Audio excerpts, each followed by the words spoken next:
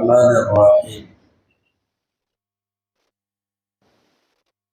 إن فرعون علا في الأرض وجعل أهلها شيعا يستضعف طائفة منهم ويذبح أبناءهم ويستحيي نساءهم إنه كان من المفسدين صدق الله العظيم.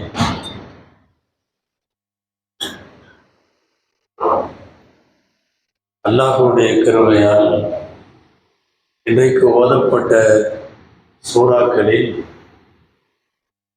சூரா அல் கசஸ் என்கிற அத்தியாயம் ஓதப்பட்டது. அல் கசஸ் என்றால் வரலாறுகள் என்று அர்த்தம். வரலாறுகள் என்று சூறாவிற்கு தலைப்பு போடப்பட்டிருந்தாலும் ஓதப்பட்டது என்னவோ முழுக்க முழுக்க ஹஜ்ரத் மூசா அலைஹிஸ்ஸலாமுடைய வரலாறு. நிறைய மூசா அலைஹிஸ்ஸலாத்தினுடைய வரலாறு இன்றைக்கு துவக்கத்திலும் ஓதப்பட்டது, கடைசியிலும் ஓதப்பட்டது. மூசா அலைஹிஸ்ஸலாம் அவர்களுக்கும் ஃபிரௌனுக்கும் இடையிலே நடந்த வேறு விதமான நிகழ்ச்சிகள் இன்றைக்கு வந்தது. ஃபிரௌனை குறித்து ஒரு வாசகம் என்று நமக்கு சிந்தனைக்குரியது. அல்லாஹ் சொல்லுகிறான், இன்ன ஃபிரௌன அலா ஃபில் அர்த், பூமியில கர்வம் கொண்டு அலைந்தான். என்னை விட யாரு, தன்னை பெரிய ஆளாக தானே கருதி கொண்டான். கர்வம் கொண்டு அலையுதல். அல்லாஹ் அதே வார்த்தையை சொல்லுகிறான், பூமியில கர்வம் கொண்டு அலைந்தான். அப்புறம் வேற என்ன செஞ்சான், وَجَعَلَ أَهْلَهَا شِيَعًا, நாட்டு மக்களை பிரித்தான் பல்வேறு பிரிவுகளாக. அப்புறம் என்ன செஞ்சான், يَسْتَضْعِفُ طَائِفَةً مِنْهُمْ, மக்களை அடிமைப்படுத்தி வைத்திருந்தான். இந்த கர்வம் கொண்டு அலைஞ்சான், அதே மாதிரி மக்களை பார்ட்டிகளா பிரிச்சான், மக்களை பலவீனப்படுத்தி கொத்தடிமைகளாக வைத்திருந்தான். எல்லாம் சொல்லிட்டு அல்லாஹ் இன்னஹு கான மினல் முஃப்ஸிதீன், இவன் விஷமி என்று சொல்லுகிறான். இது இன்னைக்கு ஃபிரௌனை பற்றி வந்த ஒரு வார்த்தை. இந்த சூரா தொடங்குறப்போ ஒரு அறிமுகம். ஃபிரௌன் என்றால் யார் தெரியுமா, அவன் கர்வம் கொண்டவன் அப்படின்னு அல்லாஹ் ஆரம்பிக்கிற அறிமுகம். இன்னைக்கே ஓதப்பட்ட இன்னொரு இடத்துல இந்த பல்கீஸ் அம்மையார் அப்படிங்கிறவங்க சொன்ன ஒரு வார்த்தை குர்ஆன்ல இருக்கு. அவங்க சொல்றாங்க, இன்னல் முலூக, சில ஆட்சியாளர்கள், இதா தகலு கரியத்தன், ஒரு நாட்டுக்குள்ள ஒரு ஊருக்குள்ள நுழைஞ்சால், இதா தகலு கரியத்தன் அஃப்ஸதுஹா, அந்த ஊரையே நாசமாக்கிடுவாங்க, நாட்டை நாசமாக்கிடுவாங்க. وَجَعَلُوا أَعِزَّةَ أَهْلِهَا أَذِلَّةً, அந்த நாட்டிலே உள்ள கண்ணியமானவர்களை எல்லாம் இழிவானவர்களாக இவர்கள் மாற்றி விடுவார்கள் அப்படின்னு அந்த அம்மா சொல்றாங்க. அதுக்கு அல்லாஹ் சேர்த்து சொல்றான், கதாலிக யஃஅலு, ஆமாமா அப்படித்தான் பண்றாங்க. இந்த வார்த்தை அல்லாஹ் உடையது. ஃபர்ஸ்ட் வார்த்தை பல்கீஸ் அம்மா உடையது. நாட்டிலே நுழைந்தால் நாட்டை நாசப்படுத்தி விடுவார்கள், அதே போல அதுல உள்ள கண்ணியமானவர்களை எல்லாம் இழிவானவர்களாக மாற்றுவார்கள்னு சொல்றாங்க அந்த அம்மா, பல்கீஸ் அம்மா. அல்லாஹ் தனது வார்த்தையை சொல்லுகிறான், வகதாலிக யஃஅலு, ஆமா அவ்வாறு தான் செய்கிறார்கள்.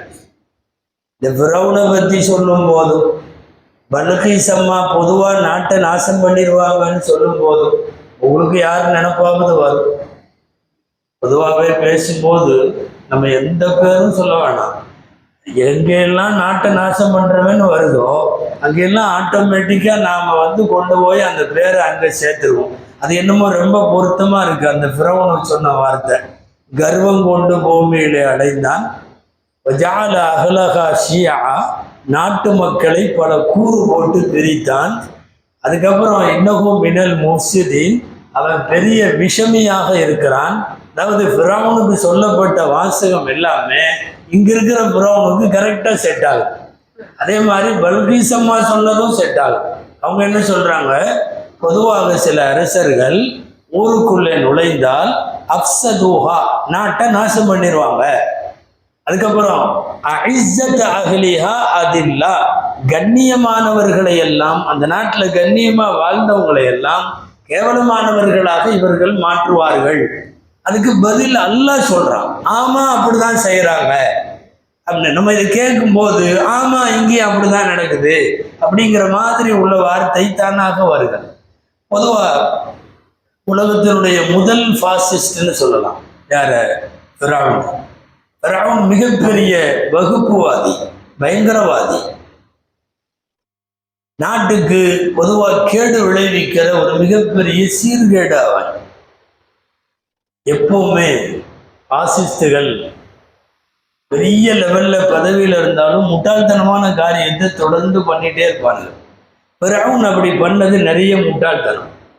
ஒரு 5 முட்டாள்தனம் அல்லாஹ் இன்னைக்கு ஓதுந்து கூட தான் எல்லாமே வருது. அதனால இன்னைக்கு அதை சொல்றோம், வேற ஒன்றும் இல்லை. ஏதோ ஒரு குறிப்பிட்ட ஆட்சியாளன் தேர்தல் அது இது அதெல்லாம் இருந்தாலும் கூட இன்னைக்கு ஓதன வசங்கள்ல சுத்தி சுத்தி அதான் வருது. அதனால சொல்றோம். முதல் விஷயம், அவனுடைய துவக்கமே தப்பு. என்ன தப்புன்னா, கனவு காண்றான். ஊர்ல 2 பிரிவு. இவன் பிரிவுக்கெல்லாம் பேர் மிஸ்ரி. மிஸ்ர்ல இருக்கிறவங்க உயர் ஜாதி, மிஸ்ரிகள் அப்படின்னு பேரு.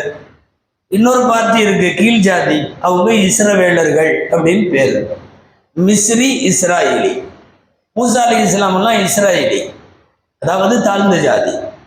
இவன் மிஸ்ரி, உயர்ந்த ஜாதி. இந்த ஜாதி இதை அடிமைப்படுத்தியே வச்சிருக்கோம்.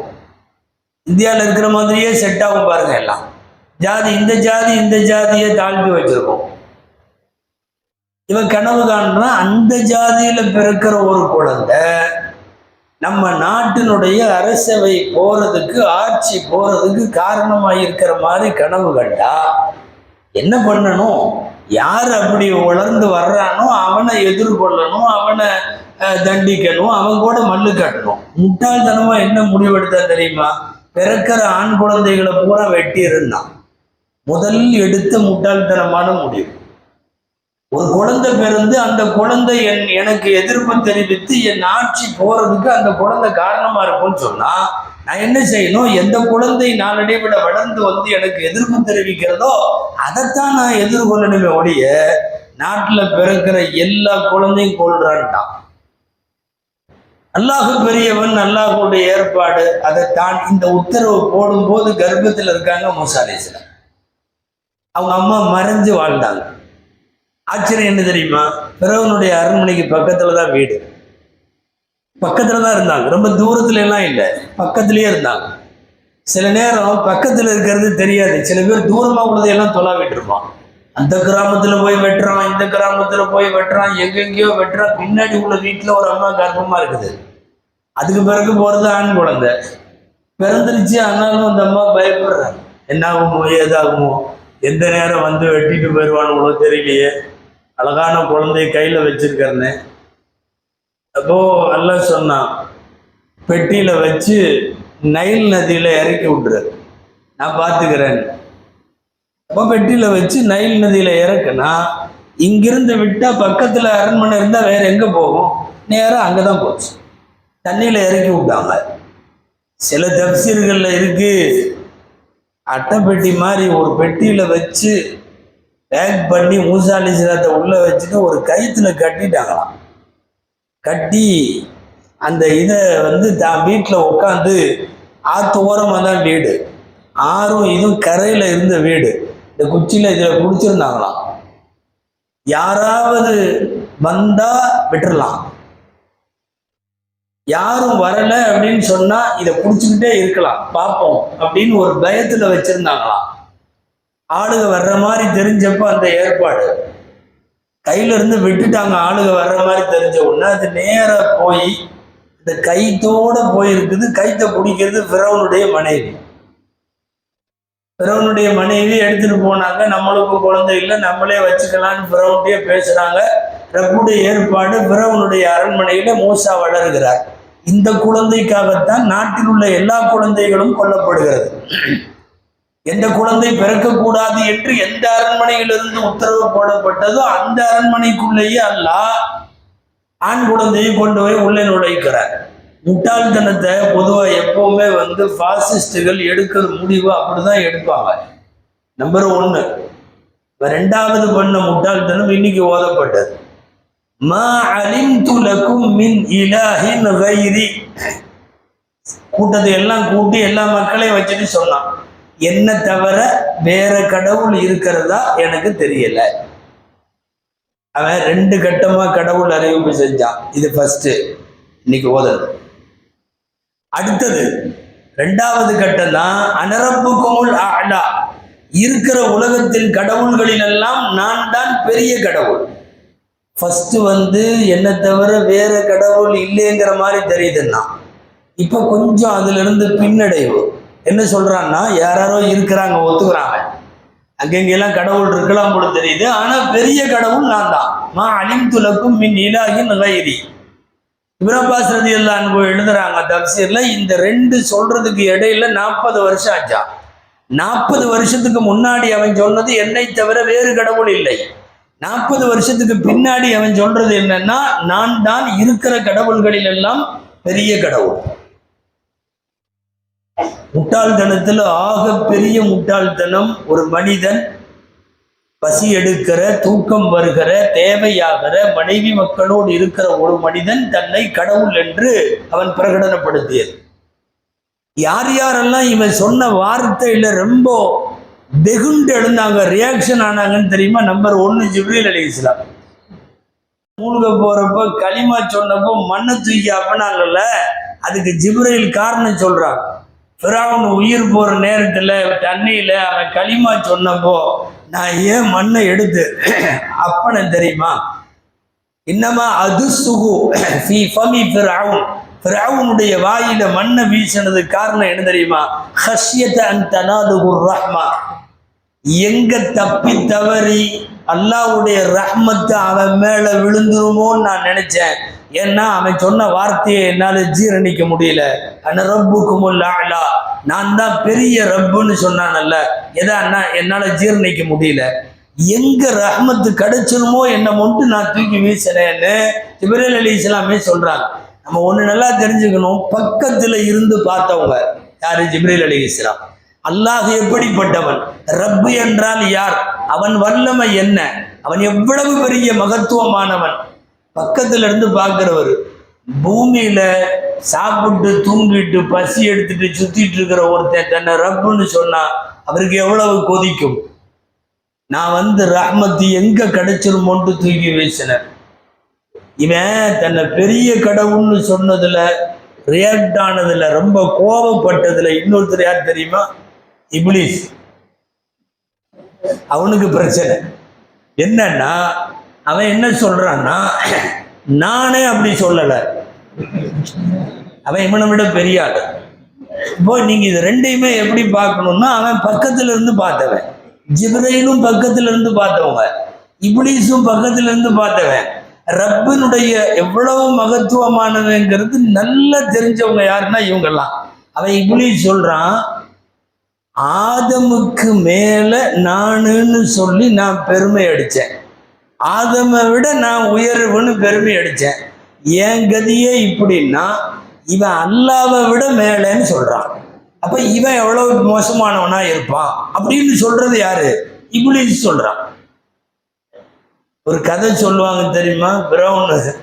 பிரவுன் பாத்ரூம்ல குளிச்சுட்டு இருந்தானா, வெளியில கதவை தட்டியிருக்காங்க.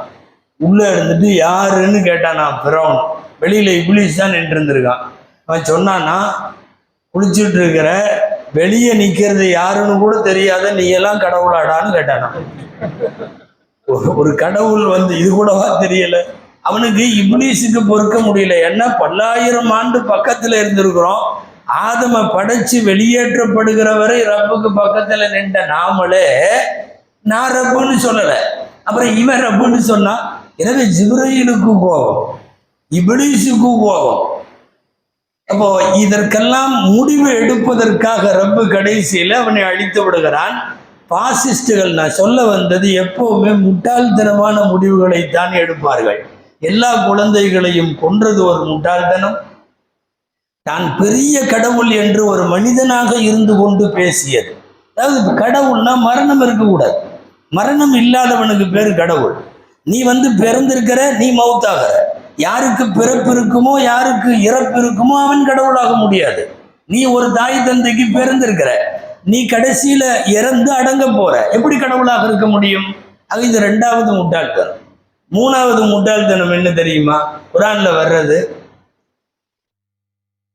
மூசா அலைஹிஸ்ஸலாம் வருகிறார்கள், அவர்கள் தன்னை ரசூல் என்கிறார்கள், ஒரே இறைவனை வணங்கணும்னு சொல்றாங்க. இவன் அவரை சூனியக்காரன் என்று சொல்லுகிறான். சரி, சூனியக்காரன்னா கடைசியில முடிவாகுது நாட்டில் உள்ள வேற சூனியக்காரங்களையும் மூசாவை மோத விட்டு மூசாவை தோக்கடிச்சிடலான்னு சொல்லி வேற சூனியக்காரர்களின் வாசலிலே போய் நின்று நீங்கெல்லாம் வாங்கன்னு எல்லாத்தையும் கூப்பிடுறான். அவன் காசு கொடுத்தா வர்றேன்ட்டான். தொடர்ந்து 2-3 இடத்துல ஓதப்பட்டது, நாங்க ஜெயிச்சுட்டா காசு தருவியான்னு கேட்டான். அவனுக்கு சூனியக்காரன். அவர்களுக்கு சூனியம் என்பது ஒரு பொழப்பு. ஊதியத்திற்கு சூனியம் பார்ப்பவர்கள். நாங்க ஜெயிச்சுட்டா கூலி கொடுத்துருவியல்லன்னு கேட்டாங்க. நஅம் வ இன்னக்கும் லமினல் முகர்ரபீன். கூலி மட்டுமல்ல, நீங்க மூசாவை ஜெயிச்சிட்டீங்கன்னா நீங்க அரசுக்கு நெருக்கமானவங்களா இருப்பீங்க. நீங்கெல்லாம் அமைச்சரவையில் இதுல லிஸ்ட்ல வந்துருவீங்க அப்படின்னு சொல்லி அவங்கள ஆசைப்படுத்தி அவங்கள போய் கூப்பிட்டு பிறவுன்னு வந்ததுக்கு அப்புறம் அந்த சூனியக்காரர்களுக்குள்ள பேசிக்கிறாங்க. என்னன்னா, இவன் கடவுளா இருந்தா நம்மள்ட்ட ஏன் வர்றான்? வருமா இல்லையா? ஏன் போகணும்? நீ கடவுளுங்கிறவன் மூசாவை பேஸ் பண்றது நீயே பண்ண வேண்டியது. நீ முதல்ல எதுக்கு சூனியக்காரன்ட்ட போன? அங்க போய் சூனியக்காரன் நீங்கெல்லாம் கொஞ்சம் வாங்க, உங்க சூனியத்தை காட்டி மூசாவுடைய சூனியத்தை முதல்ல அவங்கள போய் நீ கூப்பிட்டதே தப்பு. சூனியக்காரர்கள்லாம் பிரவுண்ட டீலிங் பேசினாங்கன்னு வருது குர்ஆன்ல. இப்போ தொடர்ந்து இது போன்ற கொடுங்கோல் அரசர்களாக இருக்கிறவன் எல்லாமே முட்டாள்தனமான முடிவு தான் எடுப்பான். ஒவ்வொரு தடவையும் உங்களுக்கு யார் நினைப்பாது வந்துகிட்டே இருக்கும் தொடர்ந்து. காரணம், எடுத்த முடிவை இதை விட மோசமான முடிவு இன்றைக்கு ஓதப்பட்ட வசனம் தான். அது என்ன தெரியுமா?